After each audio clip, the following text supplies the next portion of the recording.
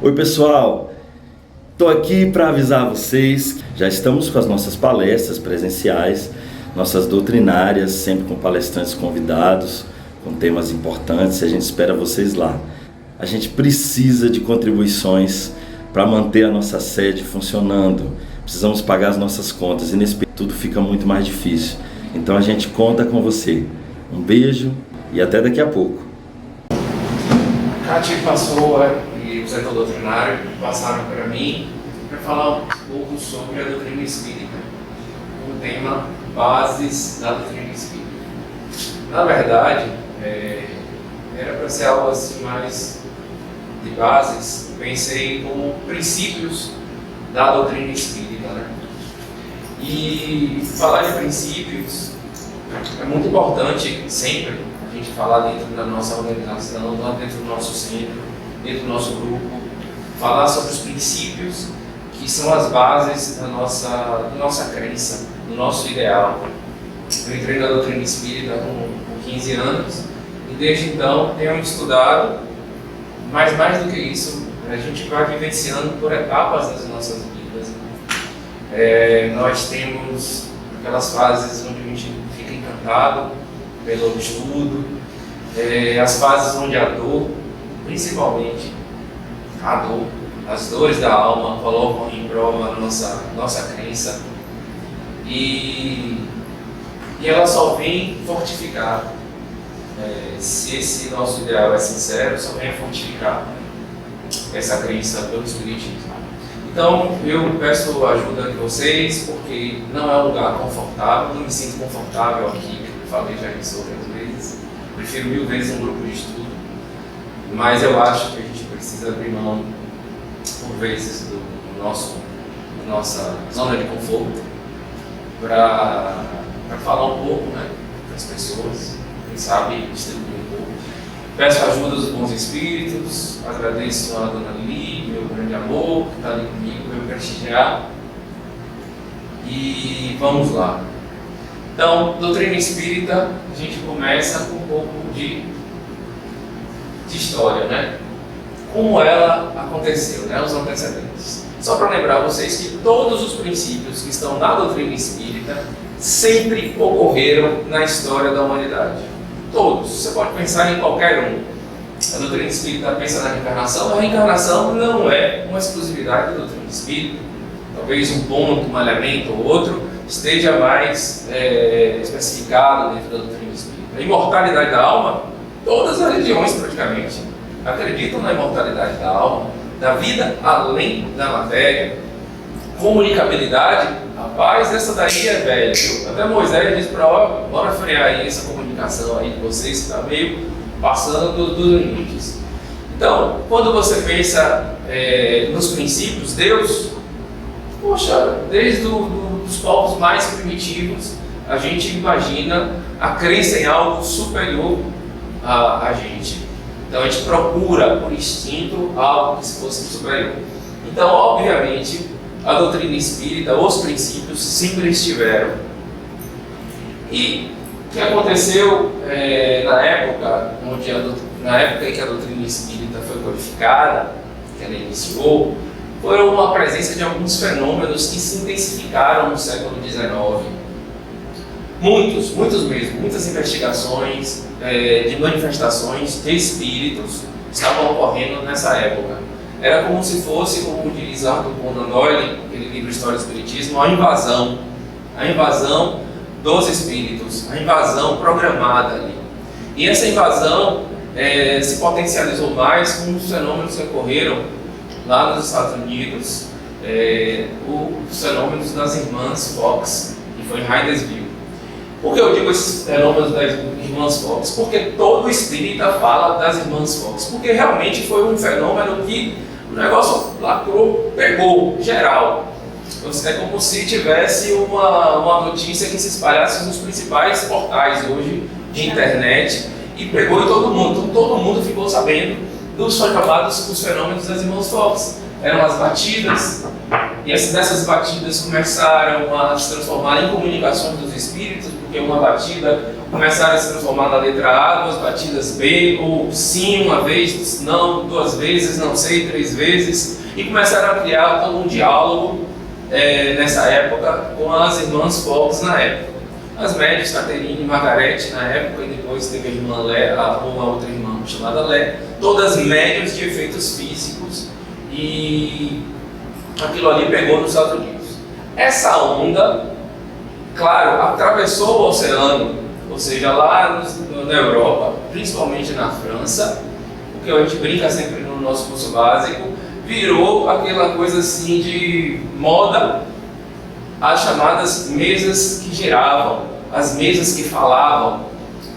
E essas mesas que falavam, todos os grupos sérios e não sérios começaram a experimentar, a conversar com essas mesas que também, através das batidas, elas se mexiam, dançavam e comunicavam para as pessoas o que elas queriam. Então, chegou isso a um grande educador chamado Hipólito Leão Denis Arribaio, que era um educador muito sério. E a primeira vez que isso chegou para ele, para Hipólito Leão, ele chegou: como é que uma mesa pode pensar para falar comigo? Fala sério, tipo isso. Só que as coisas foram tomando tanta proporção que alguns amigos de Kardec, muito sérios, levaram esse assunto para ele. E aí ele, rapaz, eu vou lá ver qual é mesmo dessa manifestação. Poxa, você tinha ali um potencial pesquisador que estava querendo desmistificar aquilo, porque ele achava que realmente não era verdadeiro, que era falso. Mas diante de tantas provas, ele começou a investigar cada vez mais e percebeu que aquilo nada mais era do que a comunicação de espíritos de pessoas que estavam encarnadas e que morreram e que estavam se comunicando. Então nada mais era do que a comunicação. Então, tem todo um processo que chama-se Autoridade da Doutrina Espírita, que é o método de Kardec, que vai ser dito aqui na palestra da semana que vem, o Demétrio, e que eu não vou me deter, mas Kardec fez um método, ele propôs um método de investigação dessas manifestações, e daí a qualificação espírita. E de Hipólito Leão Denis, ele adotou o nome de Allan Kardec, que foi uma encarnação de um druida, e que ele teve algumas encarnações passadas. Então ele adotou o pseudônimo de Kardec, justamente para separar toda a obra que ele tinha antes da qualificação da doutrina espírita, porque ele tinha uma obra na área de educação, ele era uma pessoa bem notável nessa época. Então ele separou isso usando justamente um novo pseudônimo para a qualificação espírita. E o que é a qualificação espírita? É esse compêndio de manifestações, de perguntas que ele começou a fazer aos espíritos, perguntas e respostas e análise, mais perguntas, experimentações. Foi quando ele criou também a Revista Espírita, onde ele pôde se comunicar com todos os grupos de todos os países da Europa, da América, onde ele começou a trocar correspondências, e aí foi formando as obras básicas, chamadas obras básicas da codificação. E aí, em 1857, 18 de abril, foi lançado a primeira edição do Livro dos Espíritos. E aí foram várias perguntas e várias respostas, e às vezes a gente tem alguma dúvida, alguma pergunta para se fazer sobre o Espiritismo, está lá, tem essa pergunta lá. Então cabe a nós espíritas estudarmos, né? A nós espíritas estudarmos cada vez mais. Eu me lembro quando Divaldo, Chico e todos os grandes espíritas sempre dizem que é importante que se leia e releia novamente a codificação espírita, o Livro dos Espíritos, principalmente. Depois do Livro dos Espíritos, Kardec lança o Livro dos Médiuns, que era um guia para os experimentadores, para os médiuns e doutrinadores. Ele era o guia. Então Kardec lança esse livro falando exclusivamente das mediunidades. Depois ele lança o que a gente poderia dizer da moral espírita, o Evangelho segundo o Espiritismo, que é fantástica, é uma obra fantástica, que você pega o Evangelho de Jesus e você olha com um olhar tá mais claro, você consegue fazer interpretações, e quando você vê, depois que você lê, você diz assim, velho, isso era tão óbvio. Por que a gente só enxergava sobre uma ótica deturpada por conta das religiões que nos deram? Por quê? Então Kardec deu essa contribuição no Evangelho segundo o Espiritismo, que tem a parte onde ele coloca citações de Jesus, ele coloca os comentários dele e também as comunicações dos Espíritos. Então os Espíritos dão as comunicações dele com relação às mensagens de Jesus nessa obra. Eu considero uma das obras fantásticas, uma das que eu mais gosto, depois do Livro dos Espíritos. Mas pensemos no todo. Depois, ao lançamento, se eu não me engano, do livro O Céu e o Inferno, que tem duas partes do Céu e o Inferno. O Céu e o Inferno tem a primeira parte, onde ele estuda sobre o céu católico, o purgatório, ele descreve, ele faz um histórico bem interessante sobre o inferno de Dante, ele faz várias análises com relação a isso, hiper, mega, ultra interessante. Mas tem a segunda parte que eu acho que é uma das coisas mais importantes também da obra dele, onde ele começa a dialogar com espíritos desencarnados em diversas condições. Ou seja, ele começa a falar com espíritos que estão do lado de lá, aqui, no mundo espiritual, em estado de felicidade, de tristeza, espíritos suicidas, espíritos materializados ainda, apegados à matéria. E nessas mensagens, inclusive a CEB, em um dos seus seminários, fez uma pequena peça de alguns desses diálogos que mostra assim quanto é incrível, quanto tem de interessante essa segunda parte do livro O Céu e o Inferno. Tudo para que vocês, todos nós, possamos ler e estudar novamente. E termina com a Gênese. A Gênese ele fala também sobre as causas primeiras, ele fala, todos conhecem, quer dizer, eu sempre conheci a Gênese muito mais pelo capítulo 14, que é o chamado capítulo dos fluidos, o capítulo do perispírito, dos milagres, das predições e tudo mais, mas tem uma parte antes em que ele vai falar sobre Deus, onde ele fala sobre a matéria, sobre como foi criado o universo, algumas coisas que ele coloca inclusive que careciam de atualizações, porque a ciência não tinha ido avançado o suficiente para poder compreender. E isso é uma coisa interessante na doutrina espírita, porque Kardec sempre colocou o espiritismo como algo que tem que estar acompanhado com o progresso da ciência. A ciência vai evoluindo e a doutrina espírita tem que acompanhar.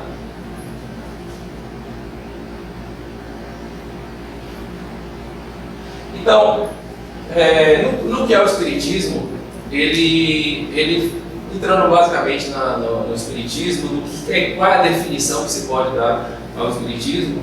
Uma das definições que a gente vê, que eu acho muito legal, que o espiritismo é uma ciência que trata da natureza, da origem e do destino dos espíritos, bem como suas relações com o mundo corporal. De fato, a gente vai compreender quem somos nós, para onde nós vamos e como é que é essa relação entre o mundo espiritual e o mundo material. Esse é o nosso objetivo. Quando a gente vem para a doutrina espírita, nós temos algumas expectativas. Eu acredito que esse é o papel da doutrina. Nos esclarecer que aqui, nesse planeta, é apenas uma passagem e que após essa pequena passagem, que a gente vai descobrir por que a gente encarna, a gente vai voltar ao plano espiritual, que é nosso verdadeiro lar, nossa origem, né? O espiritismo e o espiritualismo.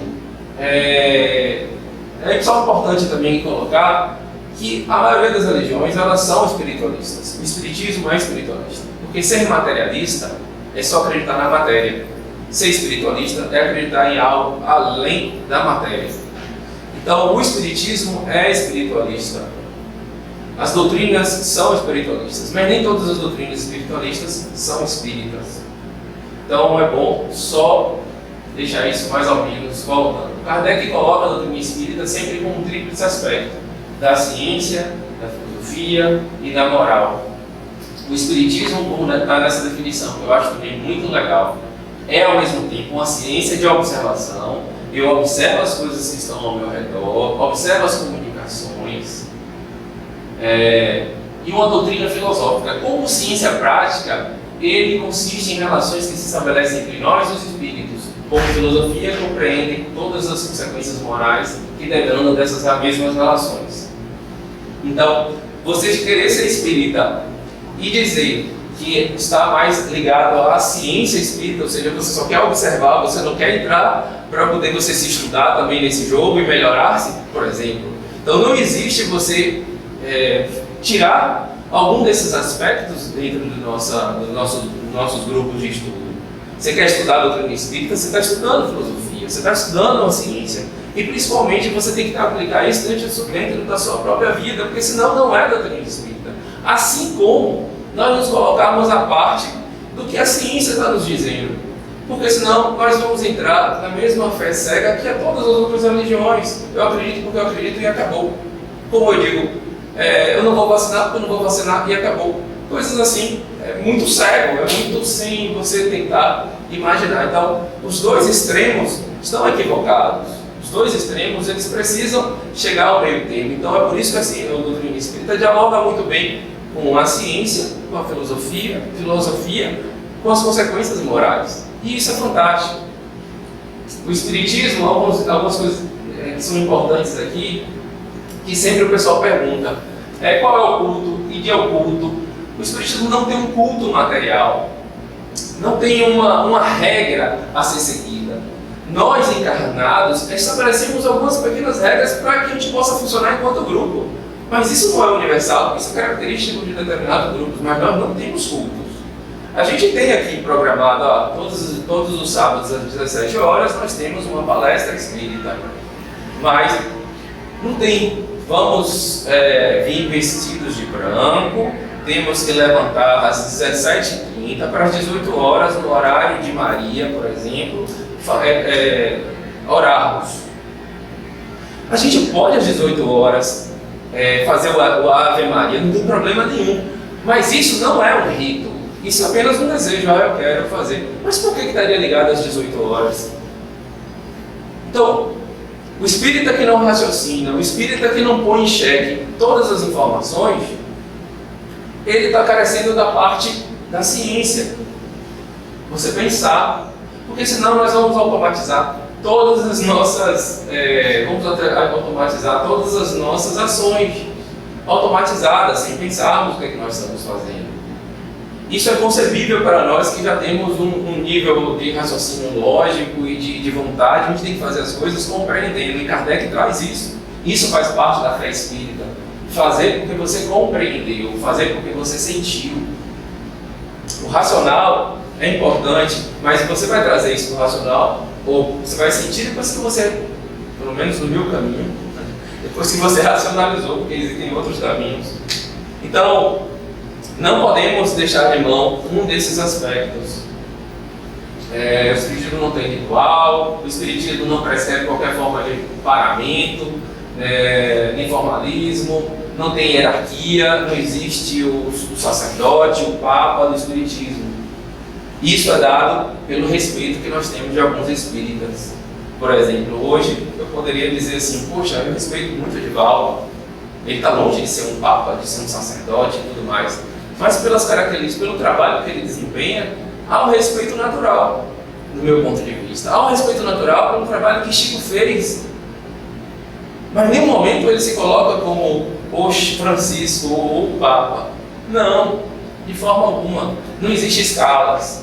Até o presidente da federação é uma pessoa que está ali naquela organização porque é uma organização material, está tendo que ter uma pequena hierarquia para que essa organização funcione. Mas o espiritismo não precisa disso. Doutrina, como eu quero dizer, a doutrina não precisa disso. A doutrina, ela é democrática, ela está em todos os lugares. Eu posso estar filiado à federação ou não filiado à federação, eu posso ser espírita. Os princípios espíritas estão no mundo, estão no universo. Não é atributo daqui do nosso grupo, a Sociedade de Educação Espírita da Bahia, nem da Mansão do Caminho e tudo mais. Está aí. A doutrina espírita é um conhecimento. Tanto é que Kardec até dizia assim que pensava que poderia no futuro existir católicos espíritas, protestantes espíritas, porque aos poucos os princípios da doutrina entrariam dentro das religiões. E eu acho isso muito legal, porque não tem que ter nenhum tipo de guerra de religião, nem nada, é apenas a compreensão pelo raciocínio, uma das características que Kardec tem de melhor, que é o bom senso. Não se utiliza de imagens, seja de santos, o espiritismo não se utiliza de imagens. Ali, aquelas imagens ali, a gente não para ali e faz uma oração. Ali são pessoas que nós colocamos ali, que nós respeitamos muito. Jesus, tem Kardec, tem Chico, tem Joana, tem Bezerra, tem Emmanuel, tem Bernardo. São pessoas que nós respeitamos pelos trabalhos que eles desempenharam e que são pessoas que inspiram a gente. O espiritismo não tem sinais cabalísticos e por diante. Deus.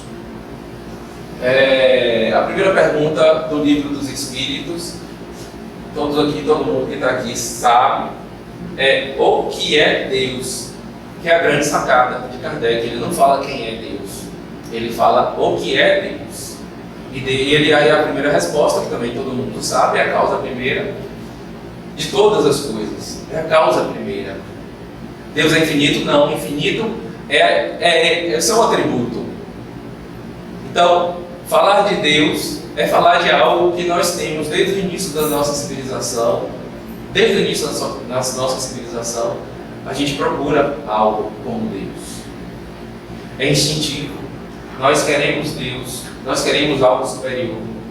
Tem uma mensagem de Hamed que eu acho massa, bárbara, que ele fala assim sobre a necessidade da gente criar, idolatrar alguma coisa.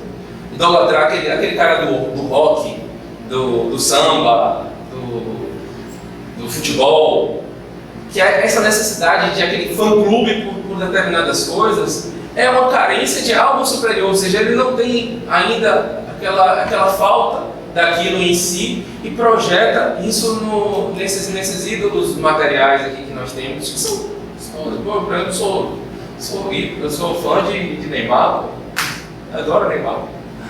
Eu, mesmo com tudo, eu adoro Neymar, Renato Russo e tantos outros que a gente gosta.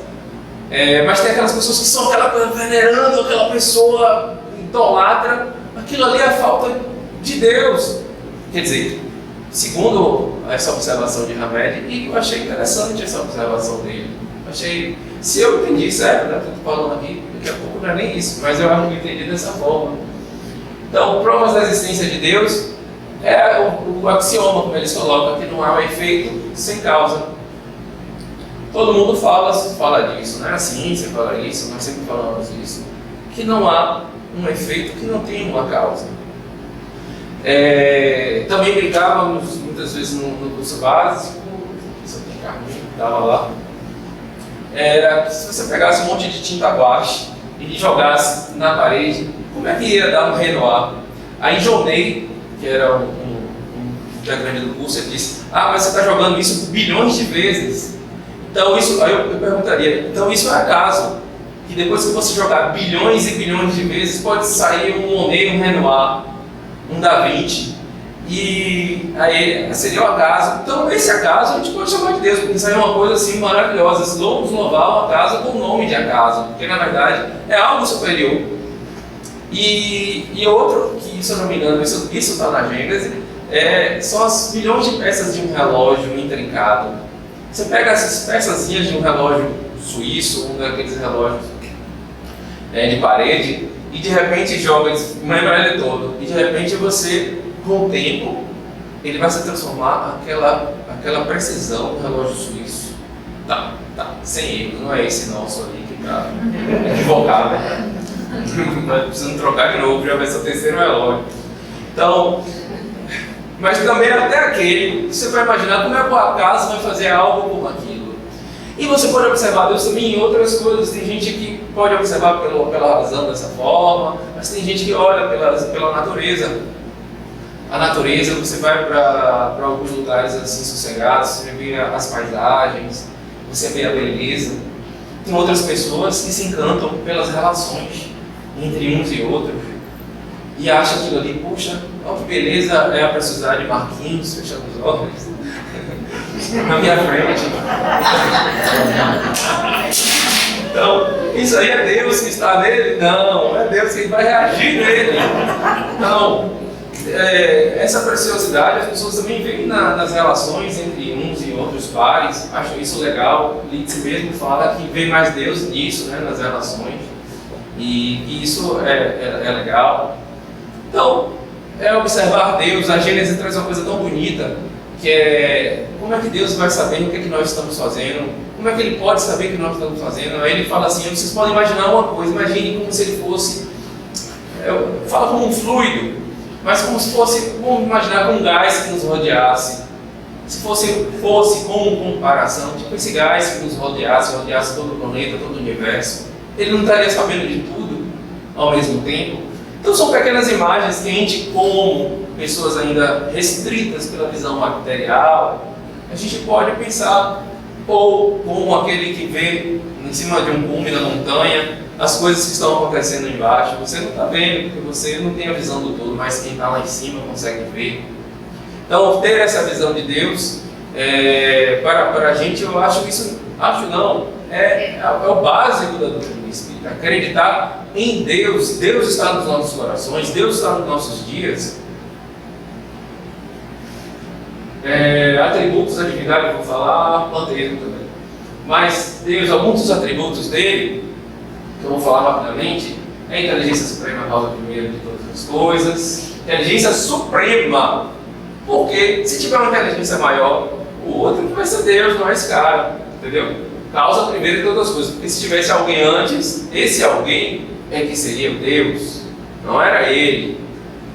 Podemos encontrar a prova da existência de Deus no axioma, já falei sobre isso. Procuremos a causa que tudo que não é obra do homem, vossa razão vos responderá. Isso tudo não foi eu, isso está no livro dos Espíritos, na Gênese, bonitinho lá para você pesquisar. Deus é eterno. O que é eterno? Existe imortal e existe eterno. Eterno é que não teve começo e que não teve fim, e não terá fim. Imortal é que teve um começo, mas não tem fim. Então Deus é eterno. Por quê? Se ele tivesse tido um começo, quem é que começou isso tudo antes dele? Quem criou ele? Então, pela razão, a gente já acha, bom, Deus é eterno. Ponto. É imutável, porque se estivesse sujeito às mudanças, as leis do universo não seriam estáveis. Não seriam estáveis e tão maravilhosas como a gente observa. Você vê a precisão desse universo, dos astros, da gravidade da Lua influindo sobre a Terra, e a Terra numa precisão sobre a Lua, e todos os astros influenciando a todos nós e a todos os outros sistemas, um comunicando com o outro. Isso é maravilhoso. Mas ele não está sujeito a essas mudanças que nós temos. Então, ele não é imutável e não é imaterial. Porque o que é matéria também está sujeito a mudanças. Então ele não seria uma pessoa que estivesse mudando a todo momento. Ele é único, porque se houvesse mais Deus não haveria unidade de vistas nem poder do universo. Ele é onipotente. Se não fosse, haveria alguém mais poderoso, e esse que seria Deus, não seria ele. É aquela mesma história. Tudo isso Kardec coloca assim, olha, a gente não sabe o que é Deus. Bora pela razão, bora pensar aqui, bora usar nosso pensamento para poder compreender o que ele não pode ser, o que ele com certeza é. Pode ser muito mais do que isso, não, com certeza é muito mais do que isso. Então, aqui a gente finaliza sobre Deus. Como eu disse, eu não vou entrar mais detalhadamente, porque a gente vai dar uma breve sobre todos os princípios básicos da doutrina espírita. E esse daqui, para mim,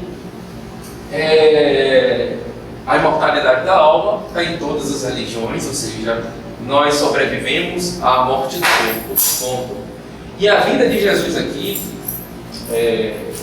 a vida futura, é o grande tema da vida dele, é o grande tema da passagem dele. Ele fala o tempo inteiro da vida futura, ele fala do reino dos céus, meu reino não é deste mundo. Então ele fala de algo além desta vida. Então o grande propósito de Jesus é esse. E aqui nessa passagem, que está no Evangelho, mas está no início do Evangelho segundo o Espiritismo, Pilatos entrou no pretório, chamou Jesus e disse: És tu o rei dos judeus? O meu reino não é desse mundo, respondeu Jesus. Se o meu reino fosse deste mundo, os meus súditos certamente teriam pelejado para que não fosse entregue aos judeus. Mas o meu reino não é desse mundo. Ele diz assim: velho, se eu fosse rei, tinha uma multidão de guerreiros aí para me tirar daqui e não iam me entregar a você. Então, esse aqui não sou eu. O meu reino é outro. E ele fala claramente da vida futura. Ele fala do reino dos céus. O meu reino não é desse mundo. Aí, dentro do capítulo do Evangelho, ele fala sobre a vida futura, a realeza de Jesus, o ponto de vista e uma realeza terrestre. Eu queria começar por esses, porque nós, é o primeiro impacto da pessoa que entra no doutrina espírita, é de que nós vamos nos afrontar com a morte, e ninguém gosta de se falar sobre a morte. Isso eu digo para todos nós estamos aqui em educação para a morte, como diz nosso amigo Herculano naquele livro, né, da Educação para a Morte. Então, nós somos educados para a vida. Não, Márcio, a gente é educado para viver. Tipo, você tem que dar show na escola, depois você tem que dar show no seu trabalho, você tem que casar, você tem que fazer isso. Então, você está sendo educado para o aqui e agora. A gente não está educado dentro da nossa civilização aqui ocidental. Essa que nós conhecemos. Para a vida futura e, consequentemente, para esse momento que vai ser de transição da morte do corpo físico para o plano espiritual. Mas Jesus falou isso, a gente tem que se preparar. Nós não somos cristãos, ele não fala sobre isso, então nós não somos os discípulos, ele não é o mestre. Então ele está falando para que vamos nos trabalhar, vamos melhorar o nosso foco e imaginar que isso aqui que a gente está vivendo é uma vida transitória. Então, só em pensar na morte, só em nós pensarmos na morte, já nos dá um pouco de calafrio, porque você pensa, velho, e quando o meu irmão morrer? E quando o meu tio morrer? E quando se minha esposa morrer? E se meu filho morrer? E se eu morrer? E aí você vai começando a ficar desesperado, porque isso não quero nem conversar sobre isso, deixa isso acontecer. É o nosso raciocínio. Não fale na morte, deixa isso acontecer. Mas a doutrina espírita não. A doutrina espírita se fala sobre a morte, porque não é uma morte do espírito, é uma morte do corpo físico. Então, a imortalidade da alma é um grande princípio, é o princípio principal depois de Deus. E ele conversa sobre isso, sobre a vida futura. A realeza de Jesus, o ponto de vista, que é o que eu quero dizer sobre a gente ajustar o nosso foco, e uma realeza terrestre, que é uma mensagem que está lá no Evangelho, de uma rainha, velho. De uma rainha que diz assim, o quanto ela ficou frustrada, porque ela chegou no plano espiritual e esperava que os servos fossem acudi-la, que fossem dar a ela toda a assistência, e no entanto isso não ocorreu. Ela disse: nossa, se eu pudesse retornar, eu voltaria de uma forma diferente, quando eu me arrependo. Essa porque ela não ajustou o foco dela. O foco dela estava de que aqui na Terra ela era uma rainha, ela era poderosa, ela poderia só estalar os dedos e mandar. Muitos conhecem os espíritos como elementos à parte da criação, e que geralmente constituem essas histórias fantasiosas que se costuma contar. Então, essa é uma das características desse princípio espírita da imortalidade da alma, é de que os chamados fantasmas dos espíritos, aquelas formas de caveirinha que a gente vê em muitos dos nossos filmes, não são seres à partes à criação. Esses espíritos que se comunicam, eles somos nós, quando nós chegamos ao mundo espiritual. Então, não há nada à parte, somos nós que perdemos o nosso corpo físico e voltamos para a pátria espiritual e vamos nos comunicar. Então, não há fantasmas assim como seres criados à parte. Ele fala também uma coisa que é muito importante, que nós somos formados de 3 elementos. Didaticamente, nós separamos aqui, enquanto encarnados, como alma. Porque nós temos espírito, é o ser pensante, nós temos esse corpo físico que nós temos com a reencarnação, e nós temos um envoltório que envolve o nosso espírito, que é dito como semimaterial, apesar dele ser material, só que é uma matéria bem sutil, e que quando nós morremos e perdemos esse corpo físico, nós ficamos apenas com o espírito e o nosso perispírito, esse corpo espiritual. Então, quando nós desencarnamos, nós mantemos a mesma forma na maioria das vezes. Nós mantemos a forma de Roberto, de Mireille, de Adeline, de Lide, de Ciana. Nós temos a nossa identificação naquele momento. É o perispírito que está dando aquela forma. Porque o espírito está formando aquela visão, está formando nele aquele corpo. Então nós perdemos o corpo físico, mas não ficamos sem corpo. Nós continuamos com o nosso perispírito. Né? Quando a gente morre, os laços que ligavam para o espírito e o corpo se rompem e o espírito se liberta, levando assim a alma de volta ao seu mundo normal. O mundo normal e primitivo, como ele fala. Qual é o mundo normal e primitivo? É o mundo espiritual. É o nosso verdadeiro mundo. Os espíritos se situam em toda parte, ao nosso lado, observando-nos sem cessar, ou em outros lugares do universo. As pessoas logo dizem: poxa, eu vou estar no meu quarto, o espírito vai estar lá junto de mim, vou estar no banheiro, o espírito vai estar junto de mim. Não necessariamente, mas eles com certeza estão aqui dentro do meio de nós, e eles vão aonde eles têm interesse em estar, na maioria das vezes. Os espíritos estão aqui.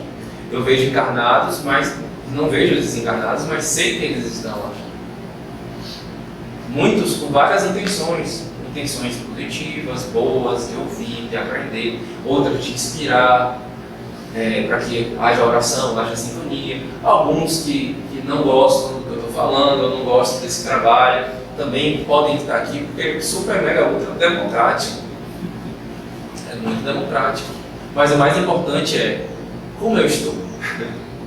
Como é que está a Neide, como é que está a Demétrio, como é que eu estou. Isso é que talvez seja o mais importante para nós que somos espíritas. Quando nós desencarnarmos, como nós vamos estar? Quando nós desencarnarmos, vamos estar angustiados, gostando, trabalhando, com mágoas. É isso que a gente tem que observar. E aqui eu só coloquei algumas formas bem interessantes. Tem a forma do índio, da vovó, pode ser que o pessoal chama da preta velha.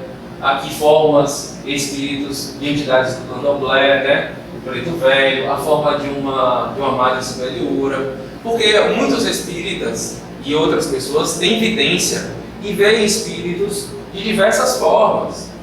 Poxa, mas eu vi a entidade lá. Eu vi um índio com um cocá muito bonito descendo. Eu vi uma freira. Isso significa que são espíritos bons, que são espíritos ruins? Não significa nada. Só são espíritos. E que quiseram estar trajando daquela forma, se mostrando daquele jeito. O que vai mostrar que eles são bons ou ruins é o que eles estão a transmitir. Qual é a sensação que você está recebendo deles, o que ele vai falar, o que ele está fazendo. O espírito ele pode se colocar na forma que ele quiser, o superespírito, esse corpo espiritual que eu falei. Então há essa diversidade. É interessante que você, em várias culturas, você vai lá nos Estados Unidos, você vai ver mais aqueles índios americanos, né? Com aquela vestimenta mais apropriada. Aqui você vê os caboclos e tal. Então, cada cultura tem algo bem específico nessas evidências. Mas são espíritos, não são seres à parte da criação, são espíritos como nós.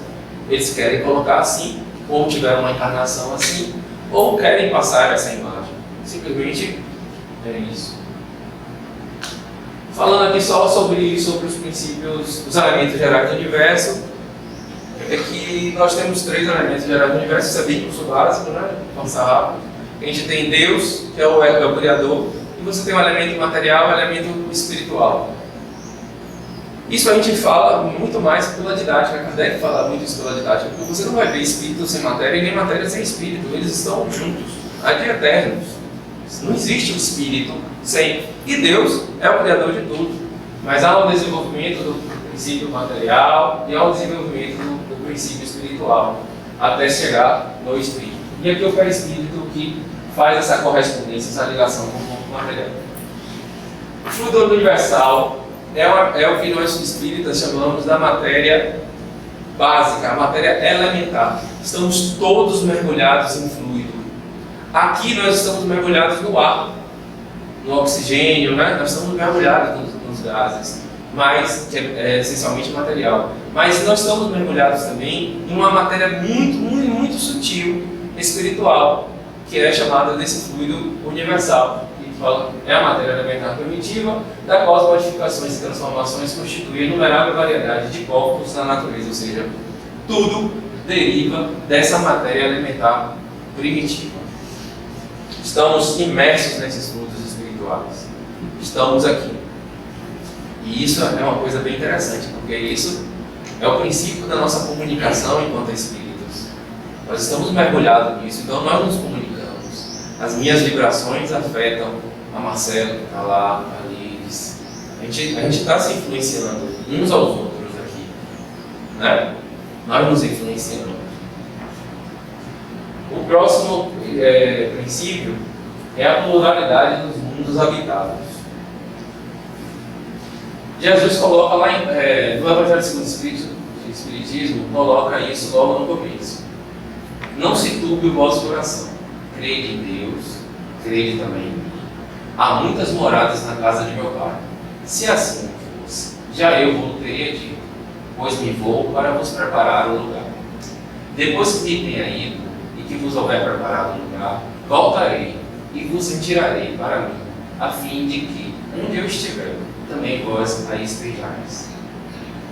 Então, essa passagem aqui em São João, de Jesus, você pode interpretar como os diversos corpos celestes, diversos não, os milhares, os bilhões de corpos celestes que estão ao nosso redor. E que seria muita pretensão nossa de que só esse corpo aqui minúsculo, que não representa nem um grãozinho de areia para o universo, é o único que tem a vida. Mas também representa uma coisa interessante do que ele fala aqui. Há muitas moradas na casa do meu Pai, pode também representar os nossos diversos estados de espírito. Quando nós morremos, para onde nós vamos? Existe o céu, existe o inferno, existe o purgatório. E a doutrina espírita pensa assim que nós vamos onde nós nos afinamos. Não existem lugares circunscritos. Podemos ir para lugares. No Espiritismo, a gente adotou muito uma linguagem chamada umbral, né? Nosso lar. Mas a gente tem que tomar também muito cuidado, porque o umbral é um estado de espírito que você não está bem e você sintoniza com outras pessoas iguais ou parecidas e que aqui e ali cria um ambiente com uma energia não muito legal. O nosso lar, nas obras de André Luiz, é uma colônia espiritual de espíritos afins que estão lá para poder progredir. É uma colônia, uma cidade no plano espiritual, mas também existem milhares. Então, obviamente, você vai estar no lugar em que você mais se afina, onde você mais tem a vontade de estar. Não pela garganta, não pelo que você fala, mas pelo que você é, pelo que você sente. Daí, uma das coisas mais importantes que tem na doutrina espírita, a gente vai ver, mencionar no final, que é o conhecimento de si mesmo. Para a gente chegar no plano espiritual, não ficar assim, nossa, eu era espírita, fui presidente, né? Fiz isso, fiz aquilo, fiz um livro e estou nessa situação, né? Então nós nos conhecemos bem, tratarmos as nossas dores das almas, buscarmos os prazeres reais da vida, ajustarmos nossos focos e, obviamente, fazermos da Terra um planeta, um mundo melhor, né? E ele coloca assim diferentes categorias de mundos habitados. Hoje se fala bastante sobre o estado da Terra. Existem vários estados, tudo isso é tipo de mundo. Tudo isso, como Kardec sempre diz, é meramente didático, porque existem infinitos graus de mundos, de estados de mundo. Existem os mundos, como ele coloca assim de forma didática, os mundos mais primitivos. Esses mundos primitivos é como se fossem as nossas primeiras reencarnações, nossas primeiras encarnações no estado humano. E aí, desenvolvendo e melhorando um pouco, o planeta ele se desenvolve para um mundo de provas e expiações, onde nós já raciocinamos, já temos nossa intelectualidade já está desenvolvida, porém as nossas paixões e apego demasiadas e o apego à matéria é muito maior do que os nossos desejos de nos espiritualizarmos. Esses são os planetas de provas e expiações, onde a gente escolhe provas para reencarnar, para que a gente possa passar pelas atribuições e possa nos melhorar. Evoluindo esse planeta, ele passa a ser um mundo de regeneração, que é o que se tem dito, que a Terra vai progredir e se transformar num mundo de regeneração. Ela sempre esteve em progresso, sempre esteve, e sempre está, porque esse progresso é infinito. Então a Terra vai se transformar num mundo de regeneração, que é um mundo feliz? Não. Mas é um mundo que as pessoas estão mais preocupadas em dispor, agora estou mais preocupado em fazer a coisa mais seca. Né? Estou tendo um pouquinho mais de consciência. Não é aquela coisa assim maravilhosa. Isso você já vai começar a conseguir nos mundos chamados mundos felizes, que são espíritos onde o bem, fora essa dicotomia, né, de bem versus o mal, mas a natureza de fazer o bem, de se espiritualizar, de viver com um foco mais ajustado, se sobrepõe à natureza material. Esses são os mundos felizes.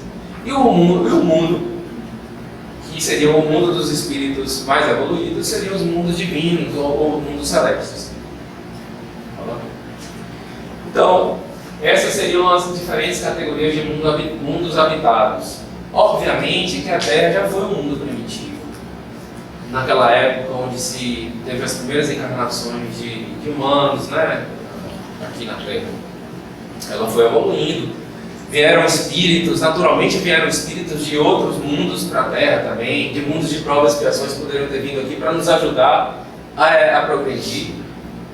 Isso acontece, assim como você tem um cara do segundo ano que vai lá para a turma da oitava série, do nono ano, né?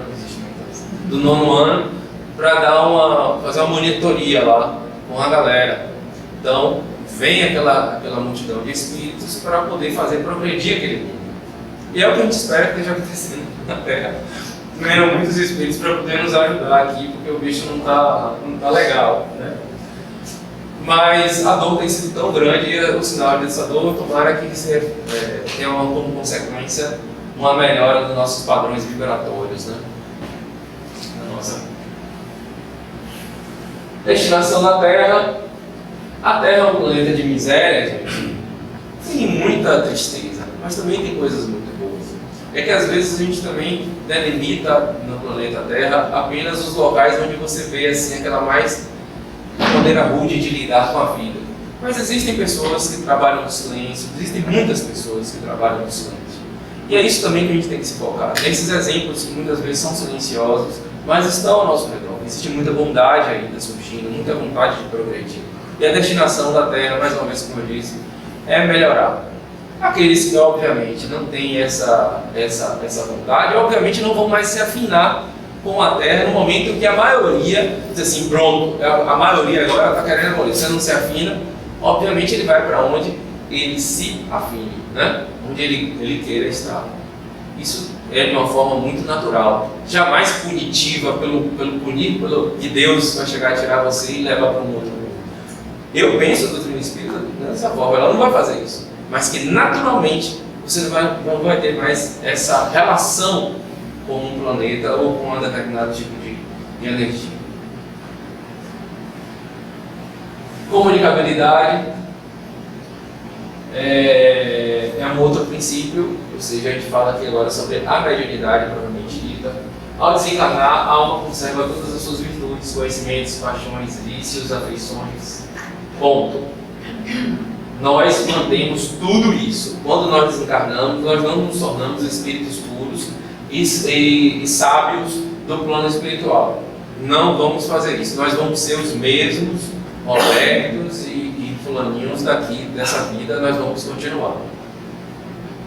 Se, portanto, conservamos a nossa individualidade após a morte, devemos pensar naqueles que amamos ou odiamos e o que impede de nos comunicarmos.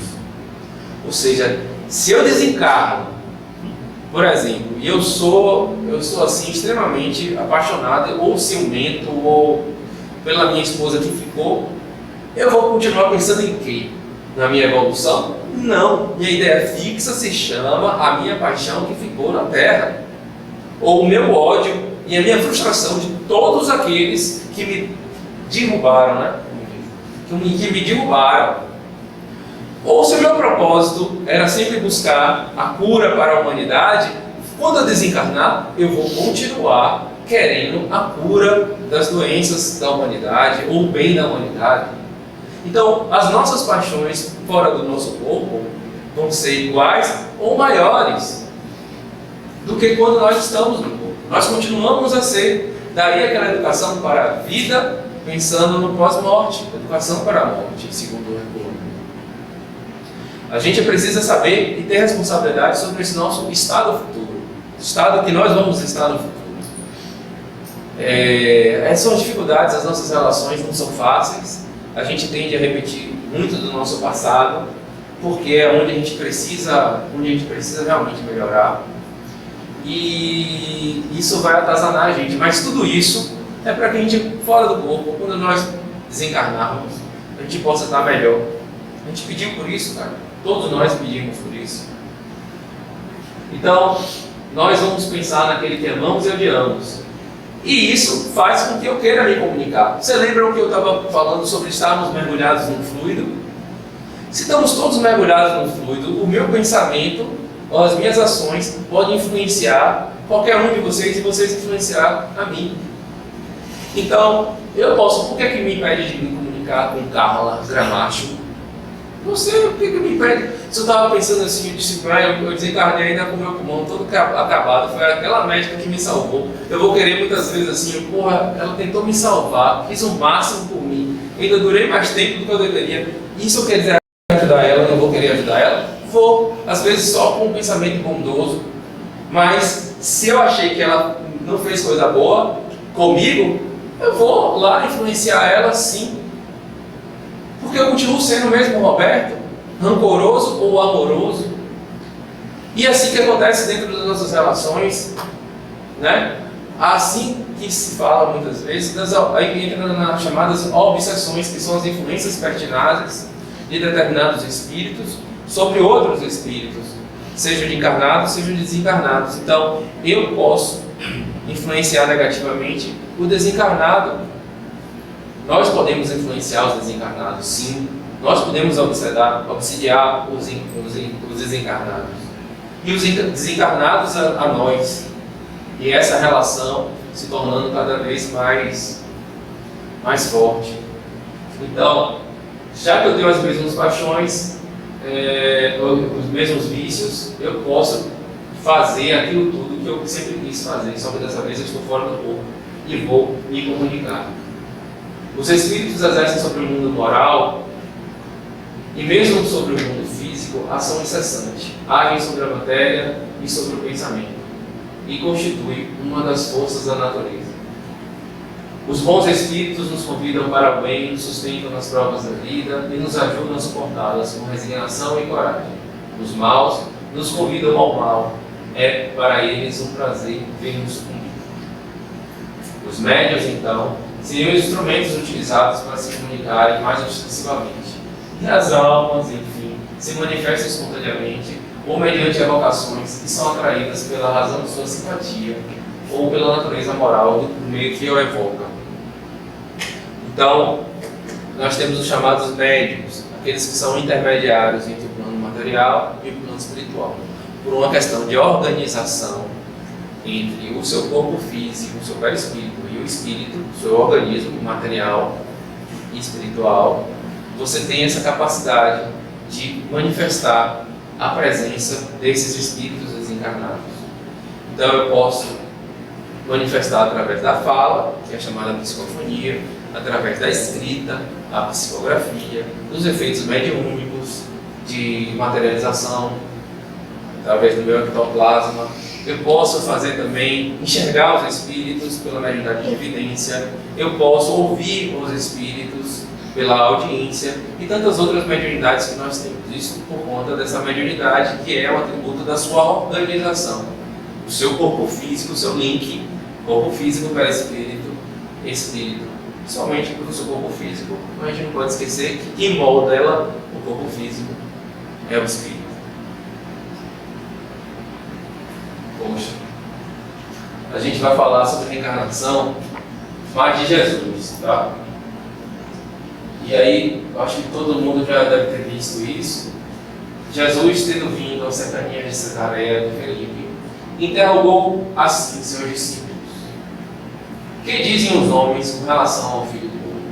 Quem dizem que eu sou? Eles lhe responderam: dizem uns que é João Batista, outros que Elias, outros que Jeremias, ou algum dos profetas. Perguntou-lhe Jesus: e vós, quem dizeis que eu sou? Simão Pedro tomou a palavra e respondeu: tu és o Cristo, o Filho de Deus vivo. Replicou-lhe Jesus: bem-aventurado és, Simão, filho de Jonas, porque não foram a carne nem o sangue que te revelaram, mas meu Pai que estás nos céus. São Mateus. Isso aqui é bem interessante porque mostra o que os outros diziam disso, que ele pudesse ser algo de outros profetas, como Elias, Jeremias, ou outros profetas do passado.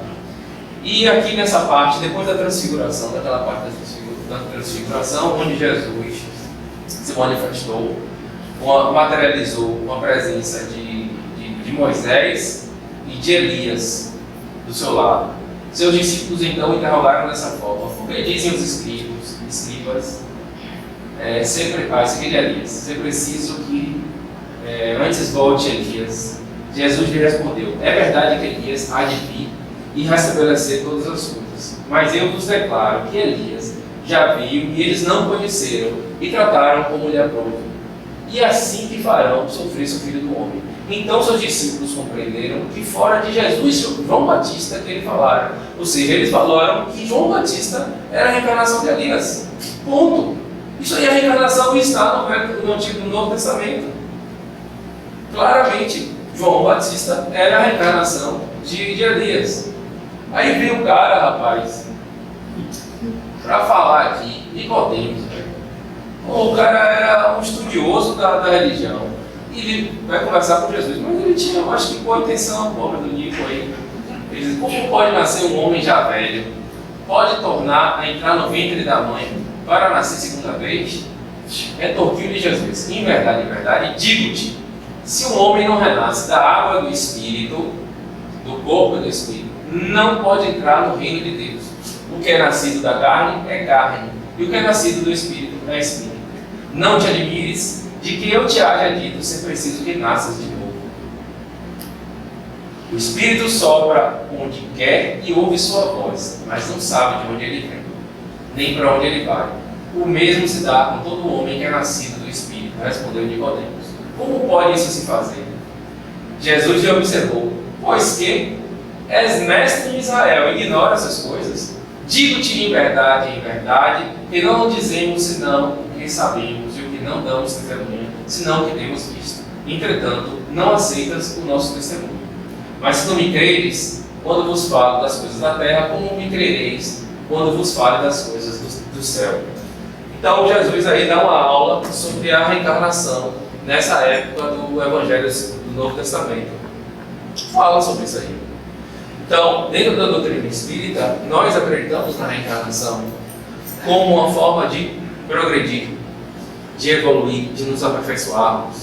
E nós reencarnamos do corpo e do espírito, com um corpo novo, nesse caso, do espírito. A ressurreição, como ele fala, não tem nenhum tipo de walking dead, não, da pessoa voltar, sair, levantar do cemitério e voltar. De forma alguma, nasce um novo ventre, ou seja, o espírito sopra para onde ele quer. E aí vai pelas nossas afinidades sobre as nossas, o que nós precisamos para falar. Então, reencarnação, a justiça da reencarnação, encarnação de diferentes mundos, transmigração progressiva, sorte de crianças depois da morte, sexo dos espíritos, parentesco, filiação, semelhanças físicas e morais, ideias inatas, estão todas no livro dos espíritos. Todas no livro dos espíritos. Quem tem interesse, vá lá. Porque já está chegando no final. A gente não pode pular isso, pô. Isso aí é o principal, a moral. Um dos princípios fundamentais da doutrina espírita, a moral, que é a moral cristã. Quais são os nossos valores? Isso é baseado justamente no que o Cristo nos passou. E esse aqui é um mandamento, está lá no Novo Testamento, e está no Evangelho segundo o Espiritismo, e está no Livro dos Espíritos. Amarei o Senhor, vosso Deus, de todo o vosso coração, de toda a vossa alma, de todo o vosso espírito. Amareis o vosso próximo como a vós mesmos. Toda a lei e os profetas estão contidos nesses dois mandamentos. Fora da caridade não há salvação, não é fora da doutrina espírita não há salvação, não é fora da igreja não há salvação. É fora da caridade da salvação, como Paulo disse, sem amor, sem a caridade, eu nada seria. Estamos dentro dessa mesma filosofia aí. E aí dentro do Livro dos Espíritos também, no último, se não me engano, no último capítulo do livro 3º do Livro dos Espíritos, as virtudes e os vícios, as paixões, o egoísmo, fala sobre o homem de bem, que eu gosto de dizer que é o bem do homem, são os princípios que nos fazem bem. É isso aí. Conhecimento. Também não poderia deixar de falar sobre a fé espírita, que é inabalável, aquela que encara a razão face a face em todas as épocas da humanidade, ou seja, a doutrina espírita é para acompanhar a ciência. Então, doutora Carla, se você tiver um novo princípio da medicina lá, você traz para a gente, traz para a doutrina espírita. Tem uma associação médica espírita, inclusive, que é muito legal, do Brasil, aqui na Bahia, que discute muitos desses princípios para que a gente possa estar atualizando e melhorando os nossos conceitos. Então, fé inabalável é aquela, eu não vou jamais contrariar o que for um princípio realmente já batido da ciência. E a fé, nossa fé, a fé espírita, não é uma fé que jamais vai impor nada a ninguém. Impor negativo. Porque quando você impõe, você está simplesmente repetindo os nossos erros do passado, das outras religiões. Impor. E o raciocínio, e o entendimento, e a compreensão. Você vai conseguir resultados imediatos na imposição. Você pode até se utilizar desse recurso em algumas fases da sua vida, mas ele não vai se manter. Ele vai ser, em vez de ser inabalável, ele vai ser abalado. Então, quando a gente compreende verdadeiramente, a nossa fé vira indestrutível. Para isso, para compreender a doutrina espírita, só existe uma fórmula. Se a pessoa não trouxe isso de outras vidas, nessa vida só existe uma forma. É estudando a doutrina espírita. Estudando a doutrina espírita e estudando. Nós estamos no grupo espírita, todas as pessoas que têm interesse. Existem 5 livros maravilhosos e vários volumes de revista espírita para se discutir, fora os continuadores da doutrina espírita, que são maravilhosos: Chico Xavier, Divaldo, e tantos outros que a gente poderia passar horas nomeando. Tem vários outros temas, os recursos espíritas, a oração, o passe, o tratamento mediúnico. Isso faz parte de alguns dos nossos recursos espíritas, né? Orar. Por que orar? Por que devemos orar e como orar? Está lá no Evangelho segundo o Espiritismo, está lá no Evangelho segundo o Espiritismo, está no Livro dos Espíritos também. Então, tudo isso é um convite para vocês. Eu só queria concluir dizendo justamente que nós estamos começando esse ano, né, 2022, e a CEREB vai estar começando os nossos grupos de estudo. Tem um grupo que deve começar aos sábados, sobre a batuta da coordenação de Mireia e de Demétrio, e que eu acho que as pessoas devem se inscrever para manter essa casa estudando. Estudando, eu acho que é o serviço maior dentro de uma casa espírita, além da caridade. Muito obrigado. Desculpem aí a